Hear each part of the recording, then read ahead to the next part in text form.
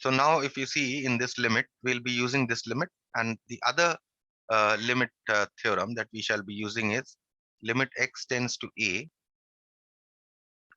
fx to the power of gx. If you remember, I had given you this in the beginning. It is equal to limit x tends to a fx to the power of limit x tends to a gx. Okay, this is what we are going to use, these two limits.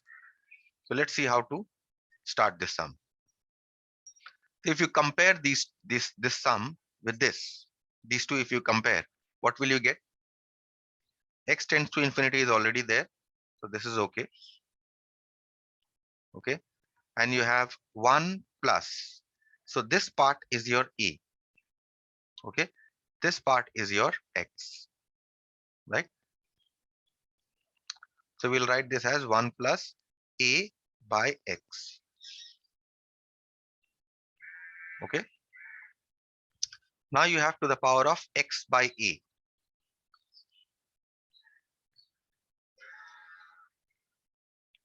Okay, so what we are going to do here is to the power of x here is a plus bx. So we'll give the power a plus bx. Okay, so we made it 1 plus a by x to the power of x by a. A here is 1. So we have converted this to a limit x tends to infinity 1 plus a by x to the power of x by a. But here I have the power c plus dx. So I need to make certain adjustment. And what is that adjustment? I need to adjust the power, right? So what do I need? I need to multiply this by c plus dx. And because I have a plus bx extra in the numerator, I multiply this by a plus bx. Okay. This is the adjustment that we have done. Now what we are going to do here is, let me remove this bracket here.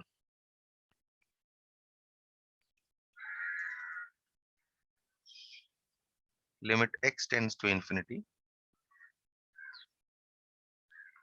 1 plus a by x to the power of x by a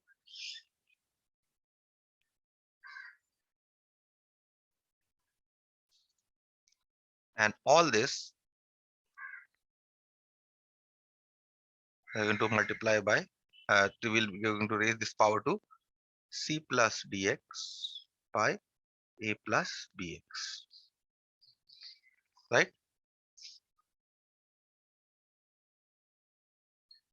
So this is because from the laws of indices, e to the power of m whole to the power of n is equal to e to the power of m into n, right? So now what does this become? We can now distribute this limit. Limit x tends to infinity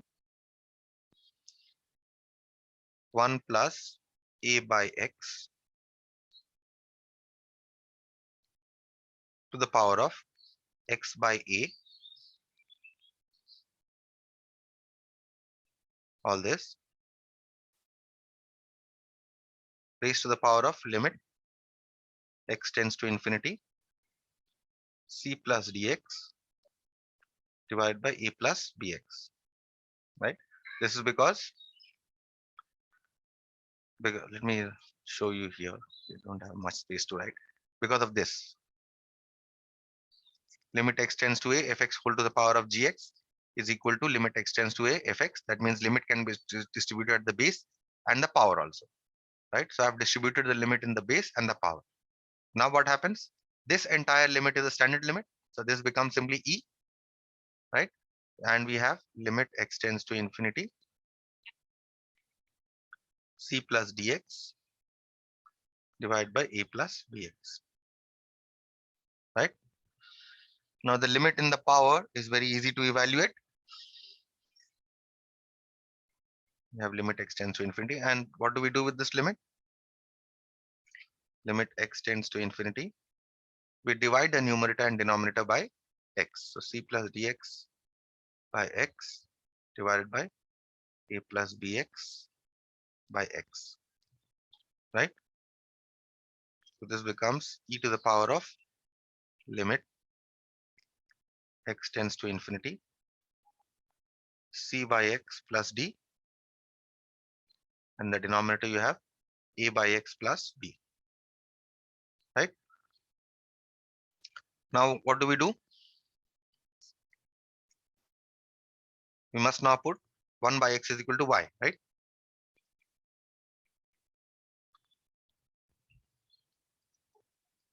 That means x is equal to 1 by y.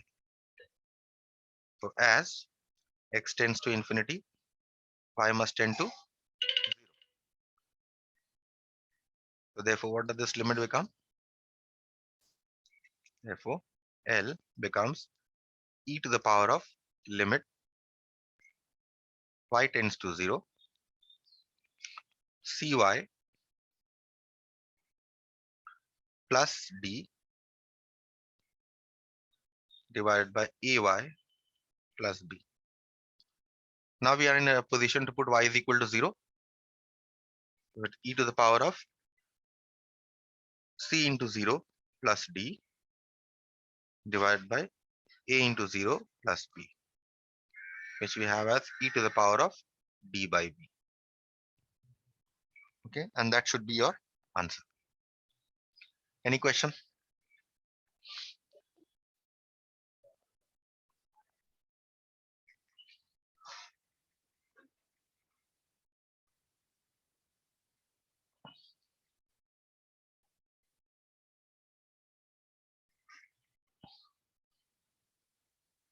Okay, again another sum using the same concept. Number 8. Given limit here is limit x tends to 0,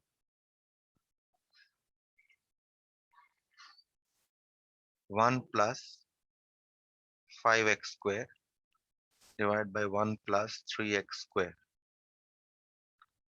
to the power of 1 by x square. Okay, now you have limit x tends to 0 here, right? So first our duty is to change this to infinity. So what we do is I say let x is equal to 1 by y. We substitute x is equal to 1 by y because the standard limit here is limit x tends to infinity. That is why we want to change the limit to from 0 to infinity. So that means y is equal to 1 by x. Therefore, as x tends to 0, we have y tends to infinity.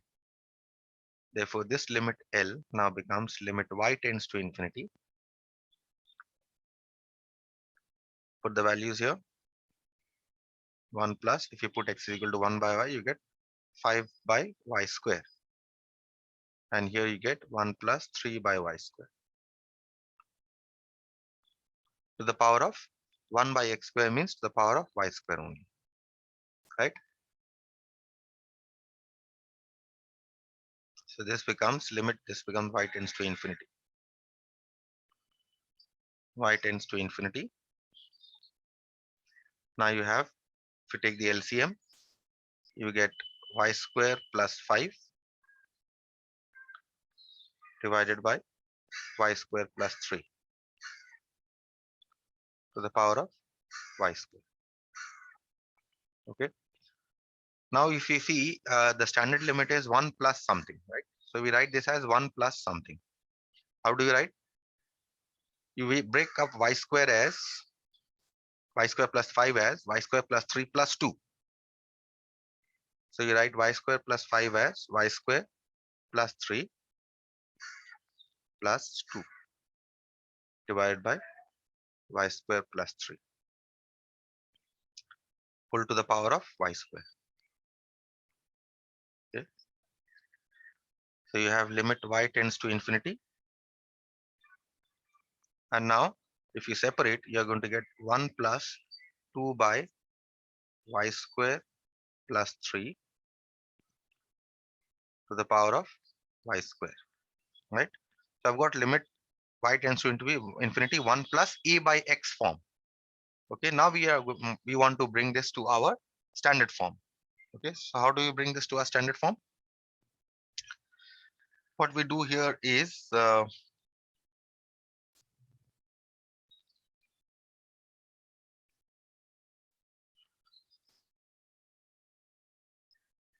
you have 1 plus a here is 2, right? This is a. X here is y square plus 3. So I write this as 1 plus a by x as it is, and raise this to the power of x by a, and then adjust the power. Raise this to the power of x by a. So y square plus 3. Okay, adjusted. The power, we have written in the standard form. Now we want to adjust. We only have y square in the power, right? So what we do is we multiply this by 2. Um, multiply this by 2, and we have only y square. Okay, I multiply this by y square. Okay, I multiply the power by y square. And what else needs to be adjusted? In fact, we should multiply by 2y square because 2 is also there. Yes. And this y square plus 3 is extra. Now this is adjusted, right? Now what can we do? Y tends to infinity. Let me use box brackets. 1 plus a by x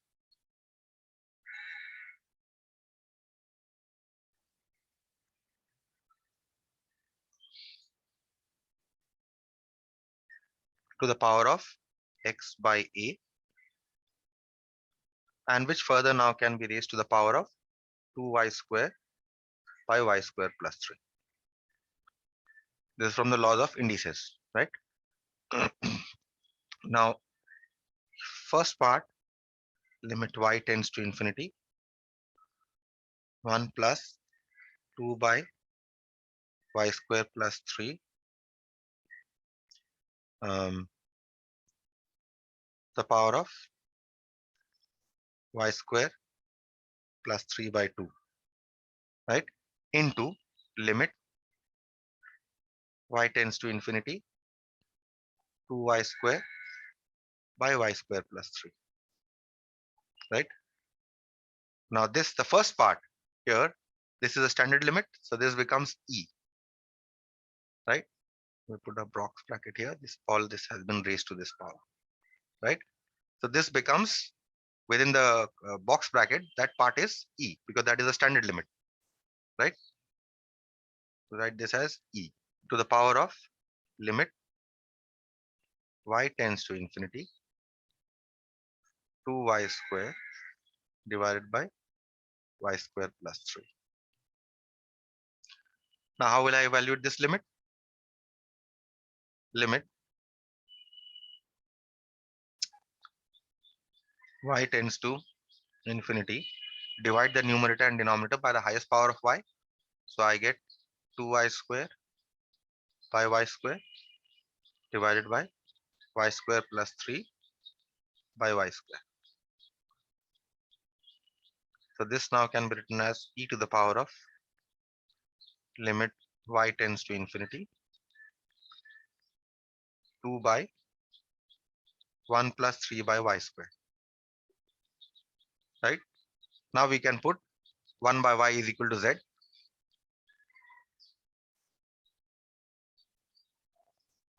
That means we get y is equal to 1 by z. Therefore, this given limit becomes e to also one more thing, that as therefore as y tends to infinity, z must tend to 0. Therefore, L becomes e to the power of limit z tends to 0, 2 by 1 plus 3z square. right? Now we are in a position to put z is equal to 0. So you get e to the power of 2 plus 2 by 1 plus 3 into 0 square.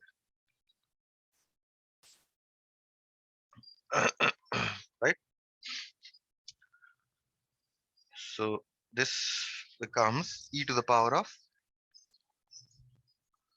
where plus this is 1 plus 3z square. No? So this becomes simply e square.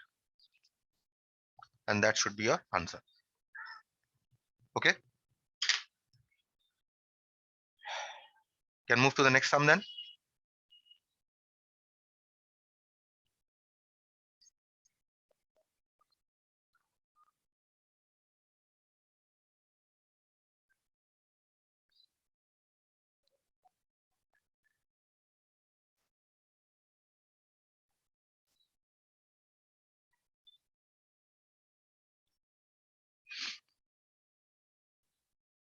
Okay, for the next sum, we will not require these limits now. Only two sums I have given based on these limits.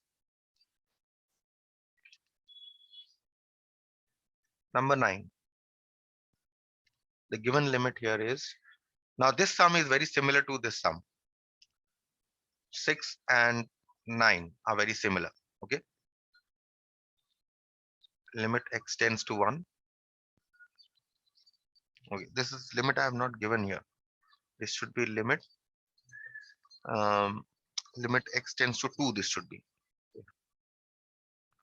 So limit x tends to 2, e to the power of x minus 2 minus 1 divided by log x minus 1. Okay. So what we do here is, because limit x tends to 2, we change this to limit 0 tending to 0. So what we do is, I say let x minus 2 is equal to y. That means I get x is equal to y plus 2. Therefore, as x tends to 2, we have y tends to 0. So therefore, this given limit changes to limit y tends to 0, e to the power of y minus 1 divided by log x here is y plus 2. So write y plus 2 minus 1. Okay, which is limit y tends to 0, e to the power of y minus 1 divided by log 1 plus y. I think this is sign here also, right? I want to write the sign. Yeah, this is a sign here.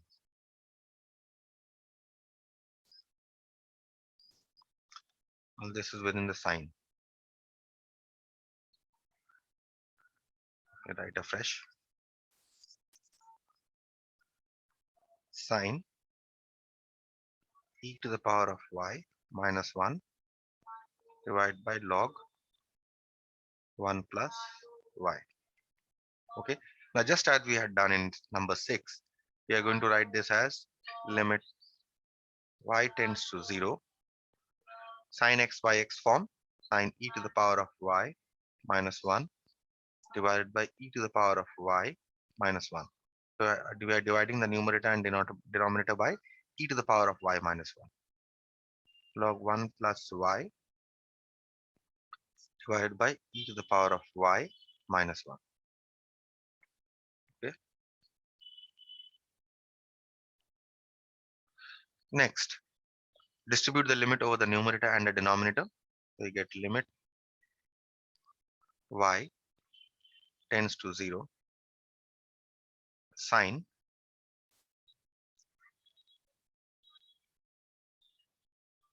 e to the power of y minus 1 divided by e to the power of y minus 1.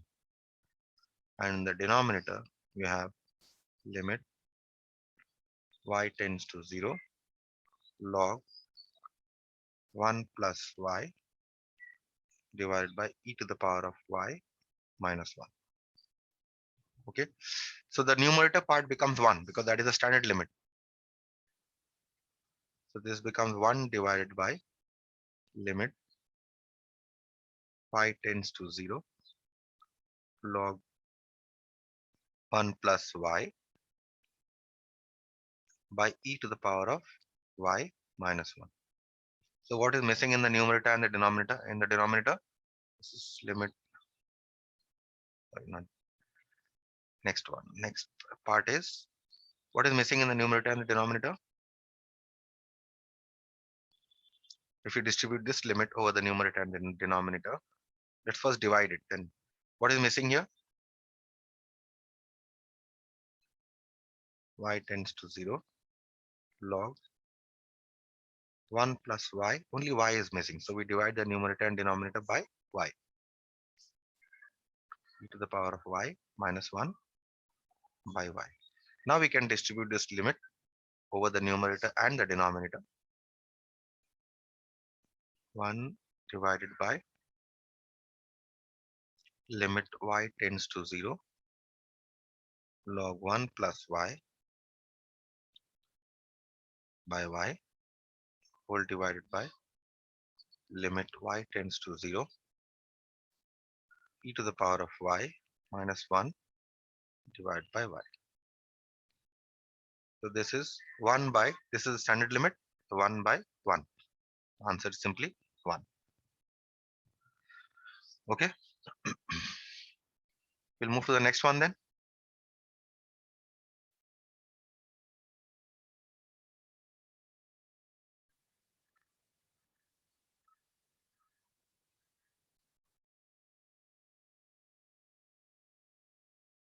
Okay, the question here is check whether this limit exists. Now we are back to the type that we did in the first, when we started limits. We are back to that kind of a problem.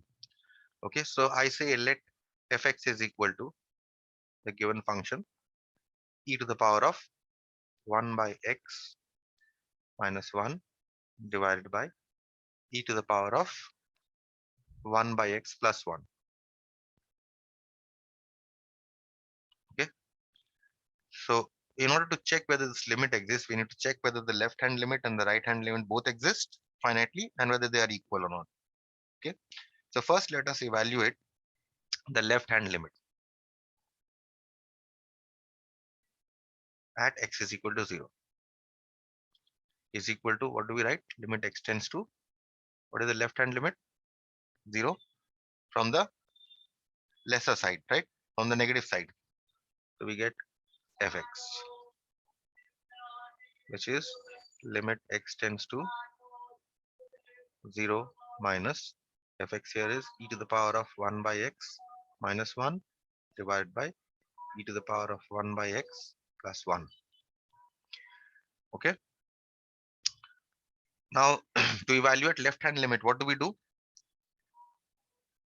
We write 0 minus x is equal to h. That means we are writing x is equal to minus h. Therefore, as x tends to 0 minus h tends to 0. So therefore, what does this limit becomes? Left hand limit at x is equal to 0. In terms of h, it becomes limit h tends to 0 e to the power of minus 1 by h minus 1 divided by e to the power of minus 1 by h plus 1. Right? So now this is something very interesting to see. What can we say about this limit?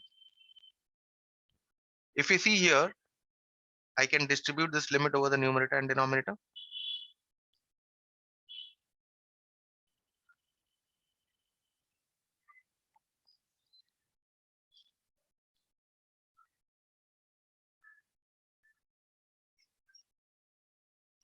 Right?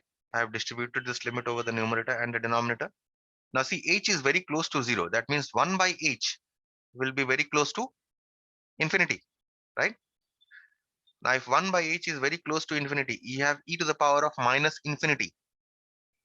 E to the power of minus infinity means, let's write this, e to the power of minus infinity minus 1 divided by e to the power of minus infinity plus 1. Now e to the power of minus infinity can be written as 1 by e to the power of infinity, isn't it? 1 by e to the power of infinity plus 1. Now what is e to the power of infinity? E to the power of infinity is also infinity, right? And 1 by infinity is what? Very close to 0. So this becomes 0 minus 1 by 0 plus 1. We're getting here left hand limit is equal to minus 1. Okay. Let's now evaluate the right hand limit. Right hand limit at x is equal to 0 is limit x tends to 0 plus fx. So we have limit x tends to 0 plus e to the power of 1 by x. Fx here is e to the power of 1 by x minus 1 by e to the power of 1 by x plus 1. How to evaluate this right hand limit? You know, in order to evaluate right hand limit, what substitution we do? Let x minus 0 is equal to h. That means we are simply putting x is equal to h. Therefore, as x tends to 0, 0 plus h tends to 0. So therefore, what does this limit become? Right hand limit at x is equal to 0 is equal to limit, if we change everything to in terms of h tends to 0, e to the power of h minus 1 by e to the power of h, 1 by h, e to the power of 1 by h minus 1 by e to the power of 1 by h plus 1, right? Now what can we do? We know that if e to the power of minus 1 by h is very close to 0, right? So we try to write this in terms of e to the power of minus 1 by h. So what we do here is we write this as limit h tends to 0, 1 by e to the power of minus 1 by h minus 1 divided by 1 by e to the power of minus 1 by h plus 1, right? So now we have, if you distribute this, in fact, you simplify this first, limit h tends to 0. If you take the LCM, 1 minus e to the power of minus 1 by h divided by 1 plus e to the power of minus 1 by h, right? Now, if h is very close to 0, what is e to the power of minus 1 by h? It is very close to 0, right? So, if I distribute this limit over the numerator and denominator,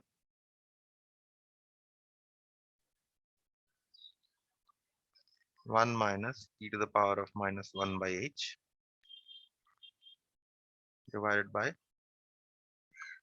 limit h tends to 0, 1 plus e to the power of minus 1 by h, which is equal to 1 minus 0 by 1 plus 0, which is simply equal to 1. So what we see here is that the value of left hand limit we had got as minus 1 and the value of right hand limit we are getting as plus 1. So are they equal? No. Since left hand limit at x is equal to 0 is not equal to right hand limit at x is equal to 0. Therefore, limit x tends to 0 fx